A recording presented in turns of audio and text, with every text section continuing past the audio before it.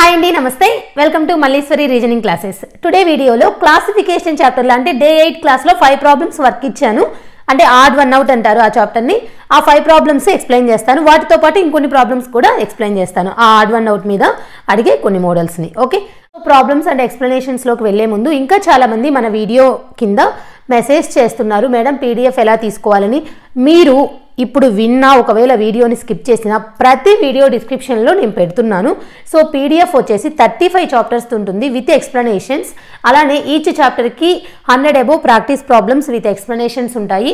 At the same time ఇప్పుడు నేను ఏం చెప్తున్నాను క్లాసుల్లో నోట్బుక్ అంటే క్లాస్లో మనం చెప్పేదంతా కూడా అన్ని మోడల్స్ ఎక్స్ప్లెయిన్ చేస్తాం కదా, అవి కూడా ఉంటాయి. అంటే 35 చాప్టర్స్కి నోట్బుక్ ఉంటుంది, 35 చాప్టర్స్కి ప్రాక్టీస్ ప్రాబ్లమ్స్ విత్ ఎక్స్ప్లెనేషన్స్ ఉంటుందన్నమాట.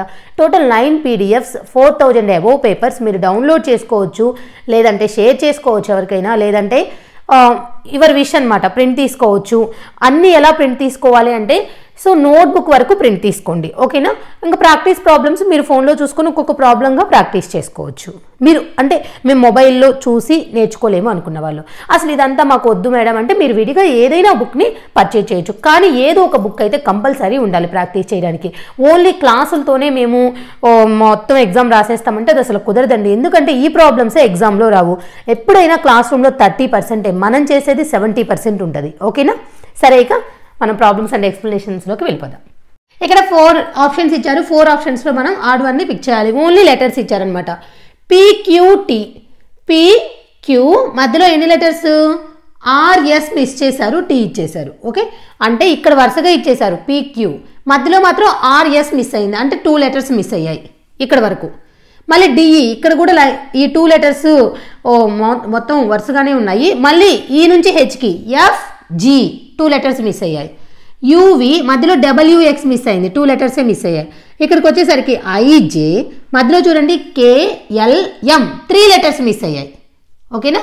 సో అందుకని ఇదే కదా డిఫరెంట్గా ఉంది.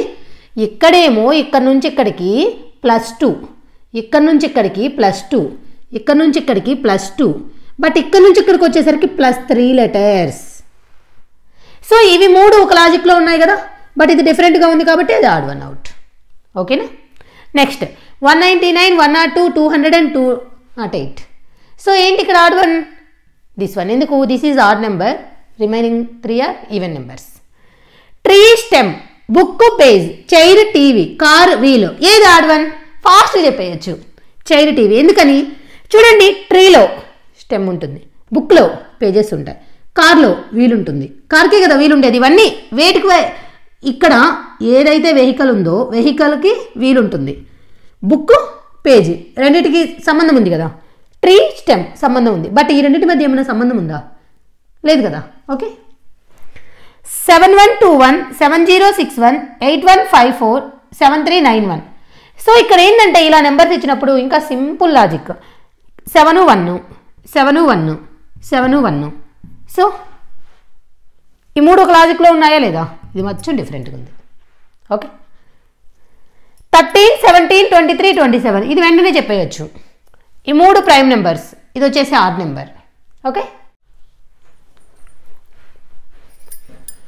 14 7, 24 3, 37 5, 42 2. ఈ 4 ఆప్షన్స్లో ఏది odd one? This one is odd one. ఎందుకు?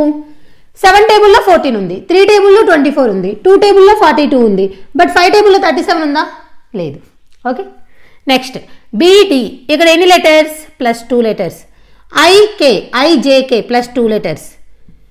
పిఎన్, ఇక్కడ మనం ఆల్రెడీ ఈ బిట్ చూసామనుకుంటున్నాను నేనైతే కదా, ఆల్రెడీ చూసాము.